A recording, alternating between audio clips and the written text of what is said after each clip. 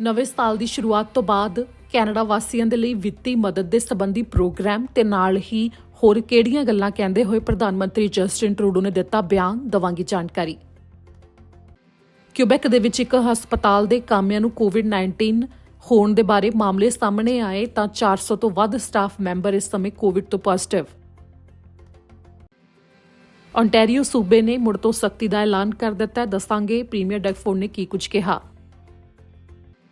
Toronto ਤੇ Ottawa ਦੇ ਵਿੱਚ ਹੱਤਿਆ ਦੇ ਮਾਮਲੇ ਸਾਹਮਣੇ ਆਏ ਨੇ, 2 ਜਣਿਆਂ ਦਾ ਕਤਲ, ਦਵਾਂਗੇ ਇਸ ਦੇ ਬਾਰੇ ਵੀ ਜਾਣਕਾਰੀ। ਸਭ ਤੋਂ ਪਹਿਲਾਂ ਤੁਹਾਨੂੰ ਦੱਸਾਂਗੇ ਜੋ ਪ੍ਰਧਾਨ ਮੰਤਰੀ ਜਸਟਿਨ ਟਰੂਡੋ ਨੇ ਐਲਾਨ ਕੀਤਾ ਹੈ ਤੇ ਕਿਹੜੀਆਂ ਗੱਲਾਂ ਉਹਨਾਂ ਨੇ ਕਹੀਆਂ ਨੇ। ਪ੍ਰਧਾਨ ਮੰਤਰੀ ਜਸਟਿਨ ਟਰੂਡੋ ਨੇ ਅੱਜ ਬਿਆਨ ਜਾਰੀ ਕਰਦੇ ਹੋਏ ਕਿਹਾ ਕਿ ਜਿਸ ਤਰ੍ਹਾਂ ਇਹ ਨਵਾਂ ਸਾਲ ਸ਼ੁਰੂ ਹੋਇਆ ਹੈ, ਕੁਝ ਇਸ ਤਰ੍ਹਾਂ ਕੋਈ ਵੀ ਨਹੀਂ ਸੀ ਚਾਹੁੰਦਾ ਕਿ ਨਵਾਂ ਸਾਲ ਸ਼ੁਰੂ ਹੋਵੇ। ਕੋਵਿਡ-19 ਦੇ ਵੇਰੀਐਂਟ ਦੇ ਲਗਾਤਾਰ ਫੈਲਣ ਦੇ ਕਰਕੇ ਨਵੀਆਂ ਹਦਾਇਤਾਂ ਲਾਗੂ ਹੋ ਗਈਆਂ ਨੇ। ਦੇਸ਼ ਦੇ ਵੱਖੋ ਵੱਖਰੇ ਹਿੱਸਿਆਂ ਦੇ ਵਿੱਚ ਇਸ ਦੇ ਬਾਰੇ ਜਾਣਕਾਰੀ ਦਿੱਤੀ ਜਾ ਰਹੀ ਹੈ, ਪਰ ਇਸ ਦੇ ਵਿੱਚੋਂ ਨਿਕਲਣ ਦੇ ਵਾਸਤੇ ਕੈਨੇਡਾ ਸਰਕਾਰ ਦੇ ਵੱਲੋਂ ਲਗਾਤਾਰ ਕੰਮ ਕੀਤਾ ਜਾਵੇਗਾ। ਇਸ ਦੇ ਬਾਰੇ ਪ੍ਰਧਾਨ ਮੰਤਰੀ ਜਸਟਿਨ ਟਰੂਡੋ ਨੇ ਦਾਅਵਾ ਕੀਤਾ, ਜਿਸ ਦੇ ਵਿੱਚ ਪ੍ਰਧਾਨ ਮੰਤਰੀ ਜਸਟਿਨ ਟਰੂਡੋ ਨੇ ਕਿਹਾ ਕਿ ਜੇਕਰ ਕੋਈ ਕੰਮ ਆਏ ਤੇ ਫਿਰ ਬੇਸ਼ੱਕ ਕੋਈ ਸੈਲਫ ਇੰਪਲੋਇਡ ਹੀ ਕਿਉਂ ਨਾ ਹੋਵੇ, ਕਿ ਆਪਣੀ ਹੀ ਕੰਪਨੀ ਦੇ ਵਿੱਚ ਕੰਮ ਕਰਦਾ ਕਿਉਂ ਨਾ ਹੋਵੇ, ਉਹਨਾਂ ਦੇ ਲਈ ਵੱਖੋ ਵੱਖਰੇ ਪ੍ਰੋਗਰਾਮ ਨੇ ਜਿਨ੍ਹਾਂ ਦੇ ਰਾਹੀਂ ਮਦਦ ਦਿੱਤੀ ਜਾ ਰਹੀ ਹੈ। ਜੇਕਰ ਅਜਿਹੇ ਵਿੱਚ ਕਿਸੇ ਨੂੰ ਆਪਣੇ ਕਿਸੇ ਪਰਿਵਾਰਕ ਮੈਂਬਰ ਦਾ ਧਿਆਨ ਰੱਖਣ ਵਾਸਤੇ ਘਰ ਰਹਿਣਾ ਪੈ ਰਿਹਾ ਹੈ ਕਿ ਉਹ ਕੰਮ ਨਹੀਂ ਕਰ ਸਕਦੇ, ਜਿਵੇਂ ਕਿ 12 ਸਾਲ ਦੀ ਉਮਰ ਤੋਂ ਘੱਟ ਦੇ ਕਿਸੇ ਬੱਚੇ ਦਾ ਵੀ ਧਿਆਨ ਰੱਖਣਾ ਪੈ ਰਿਹਾ ਹੋਵੇ, ਤਾਂ ਉਸ ਦੇ ਵਾਸਤੇ Canada recovery care giving benefit ਹੈ, ਇਸ ਰਾਹੀਂ ਮਦਦ ਲਈ ਜਾ ਸਕਦੀ ਹੈ। ਇਸ ਦੇ ਨਾਲ ਹੀ ਜੇਕਰ ਕੋਈ ਕੋਵਿਡ-19 ਦੇ ਕਰਕੇ ਬਿਮਾਰ ਹੋ ਗਿਆ ਹੈ ਤੇ ਉਹਨਾਂ ਨੂੰ ਘਰ ਰਹਿਣਾ ਪੈ ਰਿਹਾ ਹੈ, ਜਿਸ ਦੇ ਵਿੱਚ ਕੈਨੇਡਾ ਰਿਕਵਰੀ ਸਿਕਨੈਸ ਬੈਨੀਫਿਟ ਦੇ ਰਾਹੀਂ ਮਦਦ ਲਈ ਜਾ ਸਕਦੀ ਹੈ। ਤੇ ਫਿਰ ਜੇਕਰ ਕਿਸੇ ਵੀ ਸਰਕਾਰੀ ਐਲਾਨ ਦੇ ਕਰਕੇ ਉਹਨਾਂ ਦਾ ਕੰਮ ਬੰਦ ਹੋ ਗਿਆ ਕਿ ਉੱਥੇ ਲੋਕਡਾਊਨ ਲੱਗਿਆ ਹੋਇਆ, ਤਾਂ ਕੈਨੇਡਾ ਵਰਕਰ ਲੋਕਡਾਊਨ ਬੈਨੀਫਿਟ ਦੇ ਰਾਹੀਂ ਮਦਦ ਲਈ ਜਾ ਸਕਦੀ ਹੈ, ਜਿਸ ਦੇ ਬਾਰੇ ਇਹ ਜਾਣਕਾਰੀ ਦਿੱਤੀ ਗਈ ਹੈ। ਇਸ ਦੇ ਨਾਲ ਹੀ ਜੋ ਵਪਾਰਾਂ ਦੇ ਮਾਲਕ ਨੇ ਉਹਨਾਂ ਦੇ ਵਾਸਤੇ ਵੀ ਮਦਦ ਮੌਜੂਦ ਹੈ, ਖਾਸ ਤੌਰ ਦੇ ਉੱਤੇ ਉਹ ਵਪਾਰ ਜਿਹੜੇ ਕਿ ਸਭ ਤੋਂ ਜ਼ਿਆਦਾ ਪ੍ਰਭਾਵਿਤ ਹੋਏ ਨੇ ਕੋਵਿਡ-19 ਦੇ ਕਰਕੇ। ਟੂਰਿਜ਼ਮ ਤੇ ਹੌਸਪਿਟੈਲਿਟੀ ਰਿਕਵਰੀ ਪ੍ਰੋਗਰਾਮ ਦੇ ਰਾਹੀਂ ਉਹਨਾਂ ਦੇ ਲਈ ਮਦਦ ਹੈ। ਇੱਕ ਹਾਰਡੈਸਟ ਹਿੱਟ ਬਿਜ਼ਨਸ ਰਿਕਵਰੀ ਪ੍ਰੋਗਰਾਮ ਹੈ, ਉਸ ਦੇ ਰਾਹੀਂ ਵੀ ਮਦਦ ਲਈ ਜਾ ਸਕਦੀ ਹੈ ਜੇਕਰ ਕੋਈ ਟੂਰਿਜ਼ਮ ਤੇ ਹੌਸਪਿਟੈਲਿਟੀ ਦੇ ਅਧੀਨ ਨਹੀਂ ਆਉਂਦਾ।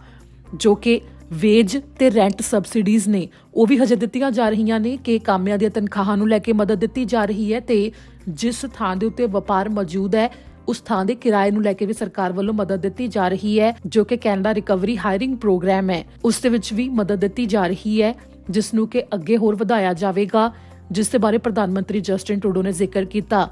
ਇਹ ਵੱਖੋ ਵੱਖਰੇ ਬੈਨੀਫਿਟ ਨੇ। ਜੇਕਰ ਕੋਈ ਕੋਵਿਡ-19 ਤੋਂ ਪ੍ਰਭਾਵਿਤ ਹੈ ਤੇ ਉਹ ਯੋਗਤਾ ਰੱਖਦਾ ਹੈ ਤਾਂ ਇਹਨਾਂ ਪ੍ਰੋਗਰਾਮਸ ਦੇ ਰਾਹੀਂ ਵਿੱਤੀ ਮਦਦ ਲਈ ਜਾ ਸਕਦੀ ਹੈ। ਕੈਨੇਡਾ ਸਰਕਾਰ ਦੀ ਵੈਬਸਾਈਟ ਦੇ ਉੱਤੇ ਵਿਸਥਾਰ ਵਿੱਚ ਇਹਨਾਂ ਪ੍ਰੋਗਰਾਮਸ ਦੇ ਬਾਰੇ ਪੂਰੀ ਜਾਣਕਾਰੀ ਮੌਜੂਦ ਹੈ। ਹੁਣ ਜਾਣਕਾਰੀ ਕਿਊਬੈਕ ਦੇ ਹਸਪਤਾਲ ਦੇ ਵਿੱਚ 400 ਤੋਂ ਵੱਧ ਕਾਮਿਆਂ ਨੂੰ ਕੋਵਿਡ-19 ਤੋਂ ਪੋਜ਼ਿਟਿਵ ਪਾਏ ਜਾਣ ਦੇ ਬਾਰੇ। ਓਨਟਾਰੀਓ ਤੋਂ ਬਾਅਦ ਕਿਊਬੈਕ ਕੈਨੇਡਾ ਦਾ ਅਜਿਹਾ ਸੂਬਾ ਹੈ ਜਿੱਥੇ ਤੋਂ ਕੋਵਿਡ-19 ਦੇ ਸਭ ਤੋਂ ਜ਼ਿਆਦਾ ਮਾਮਲੇ ਸਮੇਂ ਸਾਹਮਣੇ ਆ ਰਹੇ ਨੇ। ਕਿਊਬੈਕ ਦੇ ਹਸਪਤਾਲ ਦੇ CEO ਮਾਰਟਿਨ ਨੇ ਜਾਣਕਾਰੀ ਦਿੱਤੀ ਹੈ ਕਿ ਹਸਪਤਾਲ ਦੇ ਵਿੱਚ 443 ਸਟਾਫ ਮੈਂਬਰਸ ਨੂੰ ਕੋਵਿਡ-19 ਤੋਂ ਪੋਜ਼ਿਟਿਵ ਪਾਇਆ ਗਿਆ, ਜੋ ਕਿ ਕੁਆਰੰਟਾਈਨ ਦੇ ਵਿੱਚ ਨੇ, ਜਿਸ ਕਰਕੇ ਉਹਨਾਂ ਦੇ ਕੰਮ ਦੇ ਉੱਤੇ ਵੀ ਹਸਪਤਾਲ ਦੇ ਵਿੱਚ ਕਾਫੀ ਜ਼ਿਆਦਾ ਚੁਣੌਤੀਆਂ ਆ ਰਹੀਆਂ ਨੇ ਤੇ ਪ੍ਰਭਾਵ ਪੈ ਰਿਹਾ ਹੈ। ਜਿਸ ਦੇ ਵਿੱਚ ਉਹਨਾਂ ਨੇ ਦੱਸਿਆ ਕਿ ਕਰੀਬ 10,000 ਅਪਾਇੰਟਮੈਂਟਸ ਅਜਿਹੀਆਂ ਨੇ ਜਿਨ੍ਹਾਂ ਨੂੰ ਦੁਬਾਰਾ ਤੋਂ ਸਕੈਜੂਲ ਕੀਤਾ ਜਾ ਸਕਦਾ ਹੈ, ਯਾਨੀ ਕਿ ਮੁਲਤਵੀ ਕੀਤਾ ਜਾ ਸਕਦਾ ਹੈ ਉਹਨਾਂ ਨੂੰ, ਕਿ ਅੱਗੇ ਅਪਾਇੰਟਮੈਂਟਸ ਦਿੱਤੀਆਂ ਜਾਣਗੀਆਂ, ਜਾਂ ਫਿਰ ਜਿਹੜੀਆਂ ਜ਼ਰੂਰੀ ਨੇ ਉਹਨਾਂ ਦੇ ਵਿੱਚੋਂ ਉਹਨਾਂ ਨੂੰ ਕਿਸੇ ਹੋਰ ਹਸਪਤਾਲ ਦੇ ਵਿੱਚ ਭੇਜਿਆ ਜਾ ਸਕਦਾ ਹੈ। ਪਰ ਇਸ ਸਮੇਂ ਜੋ ਹਾਲਾਤ ਨੇ ਉਸ ਦੇ ਕਰਕੇ ਹਸਪਤਾਲ 'ਚ ਕਾਫੀ ਚੁਣੌਤੀਆਂ ਆ ਰਹੀਆਂ ਨੇ, ਸਟਾਫ ਦੀ ਕਾਫੀ ਜ਼ਿਆਦਾ ਕਮੀ ਪਾਈ ਜਾ ਰਹੀ ਹੈ, ਜਿਸ ਦੇ ਵਿੱਚ ਦੱਸਿਆ ਗਿਆ ਹੈ ਕਿ ਹਸਪਤਾਲ ਦੀ ਜੋ ਇਹ ਚੇਨ ਹੈ ਉਸ ਦੇ ਵਿੱਚ ਪੂਰਬੀ ਕਿਊਬੈਕ ਦੇ ਅੰਦਰ ਕਰੀਬ 2 ਮਿਲੀਅਨ ਮਰੀਜ਼ਾਂ ਨੂੰ ਸਰਵਿਸ ਦਿੱਤੀ ਜਾਂਦੀ ਹੈ, ਜਿਸ ਦੇ ਉੱਤੇ ਇਸ ਸਮੇਂ ਕਾਫੀ ਜ਼ਿਆਦਾ ਸਟਾਫ ਦੀ ਕਮੀ ਦੇ ਕਰਕੇ ਪ੍ਰਭਾਵ ਪੈ ਰਿਹਾ ਹੈ। ਇਸ ਦੇ ਵਿੱਚ ਇਹ ਵੀ ਕਿਹਾ ਗਿਆ ਹੈ ਕਿ ਕੋਵਿਡ-19 ਦੇ ਕਰਕੇ ਜਿੱਥੇ ਇੱਕ ਪਾਸੇ ਮਰੀਜ਼ਾਂ ਦੀ ਗਿਣਤੀ ਵੱਧ ਰਹੀ ਹੈ ਤਾਂ ਸਟਾਫ ਮੈਂਬਰਸ ਨੂੰ ਕੋਵਿਡ-19 ਹੋ ਜਾਣ ਦੇ ਕਰਕੇ ਸਟਾਫ ਦੀ ਕਮੀ ਹੀ ਨਾਲ ਹੀ ਹੋ ਰਹੀ ਹੈ, ਜਿਸ ਦੇ ਨਾਲ ਸਭ ਤੋਂ ਜ਼ਿਆਦਾ ਵੱਡੀ ਚੁਣੌਤੀ ਇਸ ਸਮੇਂ ਬਣੀ ਹੋਈ ਹੈ। ਕਿਊਬੈਕ ਦੇ ਵਿੱਚ ਜਿਵੇਂ ਕਿ ਰਾਤ ਦੇ ਸਮੇਂ 10 ਵਜੇ ਤੋਂ ਲੈ ਕੇ ਸਵੇਰ ਦੇ 5 ਵਜੇ ਤੱਕ ਕਰਫਿਊ ਲਾਗੂ ਹੁੰਦਾ ਹੈ, ਤਾਂ ਨਾਲ ਹੀ ਕੋਵਿਡ-19 ਦੇ ਇਸ ਸਮੇਂ ਸੂਬੇ ਦੇ ਵਿੱਚ 1,03,000 ਦੇ ਕਰੀਬ ਐਕਟਿਵ ਮਾਮਲੇ ਨੇ, ਜਿਨ੍ਹਾਂ ਦੇ ਵਿੱਚੋਂ 1400 ਮਰੀਜ਼ ਹਸਪਤਾਲਾਂ ਦੇ ਵਿੱਚ ਭਰਤੀ ਨੇ, ਜੋ ਕਿ ਵੱਖੋ ਵੱਖਰੇ ਹਿੱਸਿਆਂ ਦੇ ਵਿੱਚ ਨੇ। ਪਰ ਜੋ ਕਿਊਬੈਕ ਦਾ ਹਸਪਤਾਲ ਹੈ ਉਹ ਇਸ ਸਮੇਂ ਕਾਫੀ ਜ਼ਿਆਦਾ ਚੁਣੌਤੀਆਂ ਦਾ ਸਾਹਮਣਾ ਕਰ ਰਿਹਾ ਹੈ। ਟੋਰਾਂਟੋ ਪੁਲਿਸ ਨੇ ਉੱਥੇ ਹੋਏ ਇੱਕ ਕਤਲ ਸੰਬੰਧੀ ਜਾਣਕਾਰੀ ਦਿੱਤੀ ਹੈ। ਇਸ ਦੇ ਬਾਰੇ ਤੁਹਾਨੂੰ ਦੱਸਦੇ ਹਾਂ। ਟੋਰਾਂਟੋ ਪੁਲਿਸ ਨੇ ਜੋ ਜਾਣਕਾਰੀ ਦਿੱਤੀ ਸੀ ਕਿ ਐਤਵਾਰ ਨੂੰ ਨਾਰਥ ਯਾਰਕ ਖੇਤਰ ਵਿੱਚ ਗੋਲੀ ਚੱਲਣ ਦਾ ਮਾਮਲਾ ਸਾਹਮਣੇ ਆਇਆ ਸੀ। ਗੋਲੀ ਲੱਗਣ ਦੇ ਕਰਕੇ ਇੱਕ ਵਿਅਕਤੀ ਨੂੰ ਜ਼ਖਮੀ ਪਾਇਆ ਗਿਆ ਸੀ।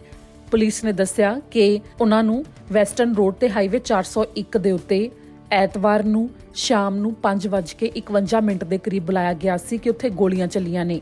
ਜਦੋਂ ਪੁਲਿਸ ਅਧਿਕਾਰੀ ਉਸ ਥਾਂ ਦੇ ਉੱਤੇ ਪਹੁੰਚੇ ਤਾਂ ਉੱਥੇ ਇੱਕ ਵਿਅਕਤੀ ਨੂੰ ਜ਼ਖਮੀ ਹਾਲਤ ਵਿੱਚ ਪਾਇਆ ਗਿਆ, ਜਿਸ ਨੂੰ ਤੁਰੰਤ ਹਸਪਤਾਲ ਦੇ ਵਿੱਚ ਪਹੁੰਚਾਇਆ ਗਿਆ।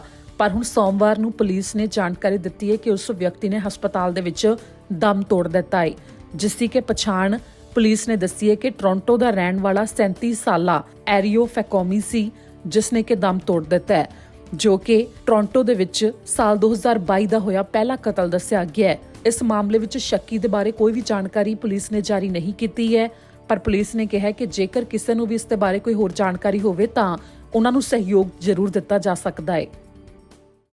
ਅੱਗੇ ਆਟਵਾ ਤੋਂ ਵੀ ਕੁਝ ਅਜਿਹਾ ਹੀ ਮਾਮਲਾ ਸਾਹਮਣੇ ਆਇਆ ਜਿੱਥੇ ਸਾਲ 2022 ਦਾ ਪਹਿਲਾ ਕਤਲ ਹੋਇਆ ਹੈ। ਇਸ ਦੇ ਬਾਰੇ ਪੁਲਿਸ ਨੇ ਦੱਸਿਆ ਆਟਵਾ ਦੇ ਵਿੱਚ ਇੱਕ 34 ਸਾਲਾ ਵਿਅਕਤੀ ਦਾ ਕਤਲ ਹੋਇਆ ਹੈ, ਜਿਸ ਦੀ ਪਛਾਣ ਸਿਲਾਸੀ ਪਿਲੈਕਟਵੈਕ ਦੇ ਵਜੋਂ ਹੋਈ ਹੈ, ਜਿਸ ਦੇ ਮਾਮਲੇ ਦੇ ਵਿੱਚ ਇੱਕ 31 ਸਾਲ ਦੇ ਵਿਅਕਤੀ ਉੱਤੇ ਸੈਕੰਡ ਡਿਗਰੀ ਮਰਡਰ ਨੂੰ ਲੈ ਕੇ ਮਾਮਲਾ ਦਰਜ ਕੀਤਾ ਗਿਆ ਹੈ, ਜਿਸ ਦੇ ਬਾਰੇ ਆਟਵਾ ਪੁਲਿਸ ਨੇ ਜਾਣਕਾਰੀ ਸਾਂਝੀ ਕੀਤੀ ਕਿ ਉਹਨਾਂ ਨੂੰ ਇੱਕ ਅਪਾਰਟਮੈਂਟ ਇਮਾਰਤ ਵਿੱਚ ਸੋਮਵਾਰ ਦੀ ਸਵੇਰ ਨੂੰ 1:15 ਦੇ ਉੱਤੇ ਬੁਲਾਇਆ ਗਿਆ। ਜਦੋਂ ਪੁਲਿਸ ਮੌਕੇ ਦੇ ਉੱਤੇ ਪਹੁੰਚੀ ਤਾਂ ਉੱਥੇ 34 ਸਾਲਾ ਵਿਅਕਤੀ ਦੀ ਲਾਸ਼ ਮੌਜੂਦ ਸੀ, ਜਿਸ ਨੇ ਪਹਿਲਾਂ ਹੀ ਦਮ ਤੋੜ ਦਿੱਤਾ ਸੀ। ਇਸ ਦੌਰਾਨ ਆਟਵਾ ਪੁਲਿਸ ਦਾ ਕਹਿਣਾ ਹੈ ਕਿ ਇਹ ਸ਼ਹਿਰ ਦੇ ਵਿੱਚ ਸਾਲ 2022 ਦਾ ਹੋਇਆ ਪਹਿਲਾ ਕਤਲ ਹੈ। ਜਿਸ ਮਾਮਲੇ ਵਿੱਚ ਜੋ 31 ਸਾਲਾ ਵਿਅਕਤੀ ਦੇ ਉੱਤੇ ਮਾਮਲਾ ਦਰਜ ਹੋਇਆ, ਉਸ ਦੀ ਪਛਾਣ ਕਰਟਿਸ ਕਨਾਇਕ ਵਜੋਂ ਹੋਈ ਹੈ, ਜਿਸ ਦੀ ਕਿ ਸੋਮਵਾਰ ਨੂੰ ਹੀ ਅਦਾਲਤ ਵਿੱਚ ਪੇਸ਼ੀ ਵੀ ਹੋਈ। ਇਸ ਮਾਮਲੇ ਦੇ ਬਾਰੇ ਪੁਲਿਸ ਦੇ ਵੱਲੋਂ ਅੱਗੇ ਹੋਰ ਜਾਣਕਾਰੀ ਸਾਂਝੀ ਕੀਤੀ ਜਾ ਸਕਦੀ ਹੈ। ਅੱਗੇ ਜਾਣਕਾਰੀ ਜੋ ਇੱਕ ਬਰਨਬੀ ਤੋਂ ਨੌਜਵਾਨ ਲਾਪਤਾ ਹੈ, ਜਿਸ ਨੂੰ ਲੱਭਣ ਦੇ ਲਈ ਸਹਿਯੋਗ ਮੰਗਿਆ ਜਾ ਰਿਹਾ ਹੈ।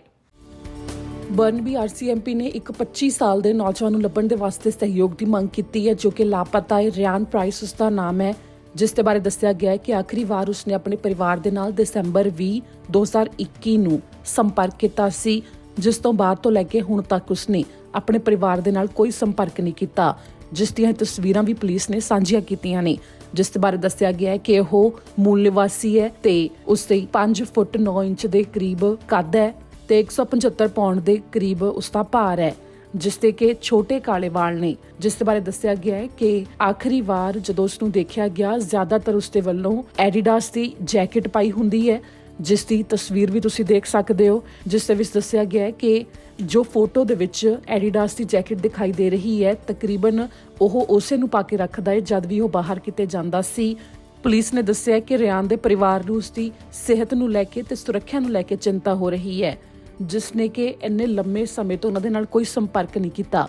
ਜੇਕਰ ਕਿਸੇ ਨੂੰ ਵੀ ਰਿਆਨ ਦੇ ਬਾਰੇ ਕੋਈ ਜਾਣਕਾਰੀ ਹੋਵੇ ਤਾਂ ਬਰਨਬੀ RCMP ਨਾਲ 604 646 9999 ਦੇ ਉੱਤੇ ਸੰਪਰਕ ਕਰਕੇ ਜਾਣਕਾਰੀ ਦਿੱਤੀ ਜਾ ਸਕਦੀ ਹੈ। ਅੱਗੇ ਜਾਣਕਾਰੀ ਜੋ ontario ਦੇ ਪ੍ਰੀਮੀਅਰ ਨੇ ਐਲਾਨ ਕਰਦੇ ਹੋਏ ਸੂਬੇ ਦੇ ਵਿੱਚ ਹੋਰ ਜ਼ਿਆਦਾ ਸਖਤੀ ਲਾਗੂ ਕੀਤੇ ਜਾਣ ਦੇ ਬਾਰੇ ਕਿਹਾ ਹੈ। ontario ਵਿੱਚ ਪ੍ਰੀਮੀਅਰ ਡਗ ਫੋਰਡ ਨੇ ਸੋਮਵਾਰ ਦੀ ਸਵੇਰ ਨੂੰ ਐਲਾਨ ਕਰ ਦਿੱਤਾ ਹੈ COVID-19 ਦੇ ਕਰਕੇ ਹਦਾਇਤਾਂ ਨੂੰ ਹੋਰ ਸਖਤ ਕਰ ਦਿੱਤਾ ਗਿਆ ਹੈ। ਜੋ ਸਕੂਲ ਨੇ ਉਹ 2 ਹਫ਼ਤੇ ਵਾਸਤੇ ਆਨਲਾਈਨ ਹੀ ਹੋਣਗੇ। ਆਰਜ਼ੀ ਤੌਰ ਦੇ ਉੱਤੇ ਇੰਡੋਰ ਡਾਈਨਿੰਗ ਸਰਵਿਸ ਵੀ ਬੰਦ ਕਰ ਦਿੱਤੀ ਗਈ ਹੈ। ਰੈਸਟੋਰੈਂਟਸ ਦੇ ਵਿੱਚ ਬੈਠ ਕੇ ਹੁਣ ਨਹੀਂ ਖਾਇਆ ਜਾ ਸਕਦਾ। ਜਿਮ ਬੰਦ ਕਰ ਦਿੱਤੇ ਗਏ ਨੇ ਤੇ ਇਸ ਦੇ ਨਾਲ ਹੀ ਜਿਹੜੇ ਗੈਰ ਜ਼ਰੂਰੀ ਮੈਡੀਕਲ ਪ੍ਰੋਸੀਜਰ ਸਨ, ਯਾਨੀ ਕਿ ਕਿਸੇ ਦੀ ਕੋਈ ਸਰਜਰੀ ਹੋਣੀ ਸੀ ਜਾਂ ਕੋਈ ਹੋਰ ਮੈਡੀਕਲ ਇਲਾਜ ਤੇ ਉਹ ਗੈਰ ਜ਼ਰੂਰੀ ਹੈ, ਉਸ ਨੂੰ ਫਿਲਹਾਲ ਰੋਕ ਦਿੱਤਾ ਗਿਆ ਹੈ, ਜਿਸ ਦੇ ਬਾਰੇ ਪ੍ਰੀਮੀਅਰ ਡਗ ਫੋਰਡ ਨੇ ਅੱਜ ਸਵੇਰੇ ਹੀ ਐਲਾਨ ਕੀਤਾ।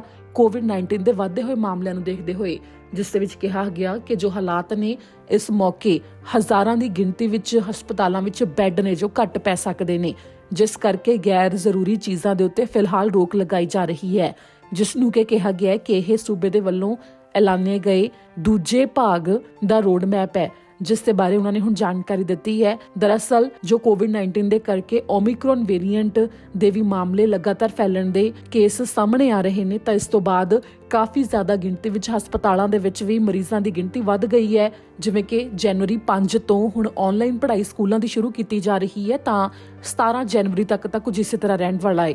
ਬਾਕੀ ਇਸ ਨੂੰ ਅੱਗੇ ਵਧਾਇਆ ਜਾਵੇਗਾ ਜਾਂ ਨਹੀਂ, ਉਹ ਇਸ ਗੱਲ ਤੇ ਨਿਰਭਰ ਕਰੇਗਾ ਕਿ COVID-19 ਦੇ ਮਾਮਲੇ ਕਿੰਨੇ ਕੁ ਅੱਗੇ ਹੋਰ ਸਾਹਮਣੇ ਆਉਂਦੇ ਨੇ ਤੇ ਮੌਜੂਦਾ ਹਾਲਾਤ ਕੀ ਹੋਣਗੇ।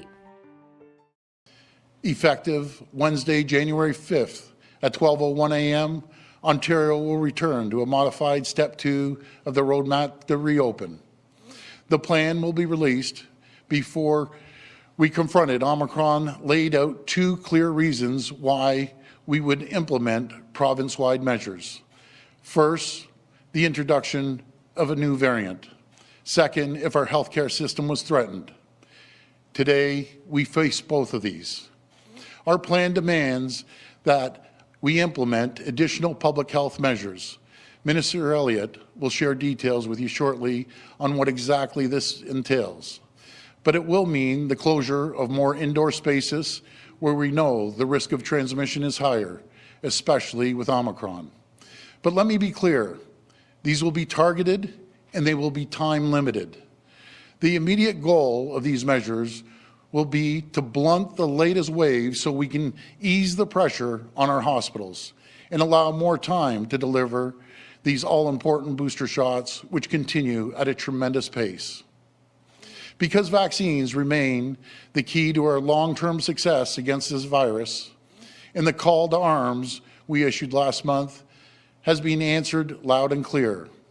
We have delivered over 24 million shots to Ontarians, including 3.7 million booster shots.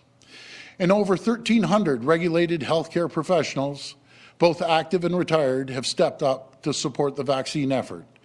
This includes firefighters, first responders, and health professionals. This display of selflessness and Ontario spirit has exceeded our expectations, and we are so grateful to each and every one of them.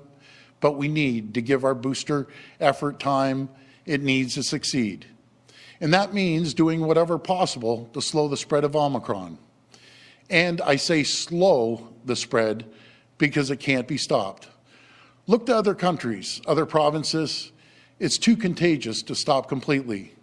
So we need to slow it down in order to deliver these shots and ensure our hospitals stay strong.